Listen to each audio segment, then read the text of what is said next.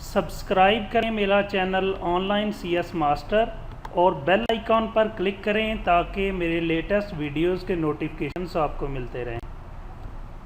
अस्सलाम वालेकुम स्टूडेंट, मैं हूं अज़हर सागर ऑनलाइन CS मास्टर की जानिब से।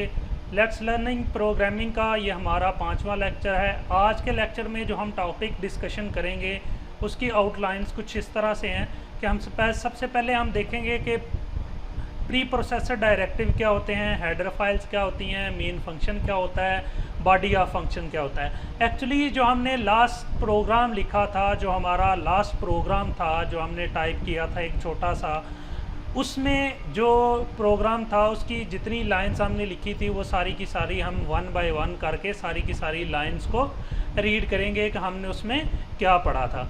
ये हमारा लास्ट टाइम प्रोग्राम था जिसको हमने लिखा था कि ये हमारा प्रोग्राम इस तरह से एग्जीक्यूट हुआ था। ठीक है, ये मैं एक दफ़ा से इसको कंप्लीट कर लेता हूँ। नेम स्पेस, उसके बाद हम इसको रन करके देखते हैं ताकि हमारा प्रोग्राम पहले रन हो रहा है कि नहीं हो रहा, फिर हम इसको देख लेते हैं। ये हमारा कंपाइल हो गया, कोई एरर नहीं आया। ठीक है, अब इस कोड को हम 1 बाय 1 करके देखेंगे कि इसमें ये है क्या। एक एक लाइन को हम ब्रीफली देखेंगे। सबसे पहले जो हम लाइन लिखी है ये शार्प इंक्लूड, इसको हम कहते हैं pre processor directive. Pre processor directive जो हैं ये ऑलरेडी डिफ़ाइन होते हैं। हम इसको बताते हैं कंपाइलर को कि इसने हमने क्या करना है कंपाइल करने से पहले फ़ाइल को। ठीक हो गया, ये फाइल की कंपाइलेशन से पहले ये फ़ाइल हम कंपाइलर को इंस्ट्रक्शंस दे रहे होते हैं कि आपने ये करना है। सबसे पहले हम क्या करते हैं कि शार्प इंक्लूड के इंक्लूड कर लो ये फ़ाइल। ये जो शार्प का साइन है हम इसलिए जो भी प्री प्रोसेसर डायरेक्टिव होता है उसके साथ हम शार्प का साइन लगाते हैं। इसका मकसद सिर्फ़ और सिर्फ ये होता है कि ये इंडिकेट करता है कि ये प्री प्रोसेसर डायरेक्टिव है।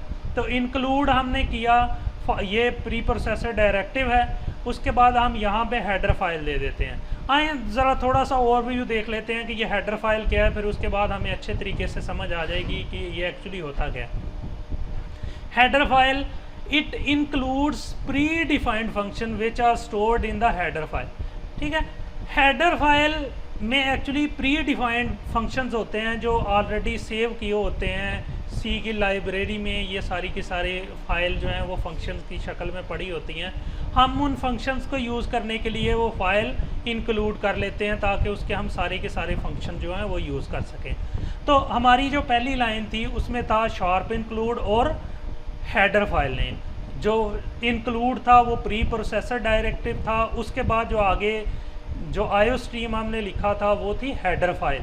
अब जो आईओ स्ट्रीम थी वो इनपुट आउटपुट स्ट्रीम थी कि जो इनपुट आउटपुट के जितने फंक्शंस हैं वो सारे के सारे इनपुट आउटपुट फाइल जो हेडर फाइल है उसमें सारे के सारे वो मैनेज होते हैं। उसके बाद जो हमारी नेक्स्ट लाइन थी वो थी using name space STD. Using name space STD जो है हम इसलिए लिखते हैं कि जो सी लैंग्वेज में अदरवाइज़ जब हम प्रोग्राम लिख रहे होते हैं तो आउटपुट लेने के लिए या इनपुट लेने के लिए हम क्या करते हैं कि हर स्टेटमेंट के साथ हमें लिखना पड़ता है एसटीडी कॉलन कॉलन सी आउट, और उसके बाद आगे जैसे हम उस तरह से लिखते थे। लेकिन ये इस प्रैक्टिस को हम ख़त्म करने के लिए एसटीडी को और इसको हम क्या करते हैं कि यूजिंग नेम स्पेस एसटीडी एक ही दफ़ा ऊपर लिख देते हैं, फिर नीचे सारे कोड में हमें एसटीडी और ये कॉलन कॉलन का साइन हमें यहाँ पे साथ नहीं लगाना पड़ता। इसलिए हम ये लाइन साथ लिख देते हैं यूजिंग नेम स्पेस एसटीडी। उसके बाद जो हमारी नेक्स्ट लाइन थी वो थी हमारा मेन फंक्शन। कोई भी प्रोग्राम जब सी लैंग्वेज में या C++ में जब एग्जीक्यूट होता है तो सबसे पहले उसका मेन फंक्शन एग्जीक्यूट होता है। ये प्रोग्राम अगर ये फंक्शन अगर किसी प्रोग्राम में नहीं है तो वो प्रोग्राम रन नहीं होता। हम जितना भी काम है अभी के लिए जो हमारा जितना काम है वो सारे का सारा हम अपना मेन फंक्शन के अंदर करते हैं। एक्चुअली ये हमारा मेन फंक्शन था। ये कुछ ब्रैकेट्स हैं, इन ब्रैकेट्स के अंदर भी हम कुछ लिखते हैं, लेकिन इसको हम जो आने वाले कमिंग लेक्चर हैं उसमें हम देखेंगे कि इनका क्या फंक्शन है। यह हम अगले लेक्चर्स में आहिस्ता आहिस्ता हमें समझ आती जाएगी। फ़िलहाल इसको छोड़ दें। ये जो ब्रेसेस हैं ये एक्चुअली बॉडी होती है कि ये फंक्शन की बॉडी है कि इसके अंदर अंदर जो भी स्टेटमेंट लिखेंगे हम वो इस फंक्शन के अंदर हैं, ठीक है। इसके बाहर लिखेंगे तो इट्स मीन कि वो फंक्शन से बाहर चली गई हैं। एक बात आप लोगों का मैं एक साथ साथ टिप ये बता देता हूँ कि वो टिप ये है कि जब भी आपने कोई ब्रेस लगानी है या ब्रैकेट लगानी है तो उसके साथ ही क्लोजिंग ब्रैकेट डाल देनी है। अदरवाइज़ क्या होगा कि अगर हम कोई ब्रैकेट मिस कर देते हैं, मसलन मैं इसकी क्लोजिंग ब्रैकेट मिस कर देता हूँ तो मैं प्रोग्राम को एग्जीक्यूट करता हूँ तो वो मुझे एरर दे रहा है, ठीक हो गया। इसलिए इन एरर से बचने के लिए हम क्या करेंगे कि हम साथ साथ जो है वो ब्रैकेट का साइन, जब भी वो कोई ब्रैकेट ब्रेस ओपन करेंगे तो उसको साथ ही क्लोज कर देंगे, फिर उसको स्पेस दे के नेक्स्ट करके हम उसको जो है ना आगे लेते जाएंगे। उसके बाद जो हमारी नेक्स्ट लाइन है वो है सी आउट। सी आउट एक्चुअली जो है ये आउटपुट स्ट्रीम है, इससे स्क्रीन पे हम जो भी कोई चीज़ शो करना चाहें वो इसकी मदद से करते हैं। सी आउट जो भी स्क्रीन पे हमने शो करनी है चीज़ वो किससे करते हैं, सी आउट की मदद से। फॉर एग्जांपल हमने कल क्या किया था कि हेलो वर्ल्ड टाइप किया था और उसको स्क्रीन पे शो किया था, तो किसकी मदद से हुआ, ये सी आउट की मदद से। ये आउटपुट स्ट्रीम है।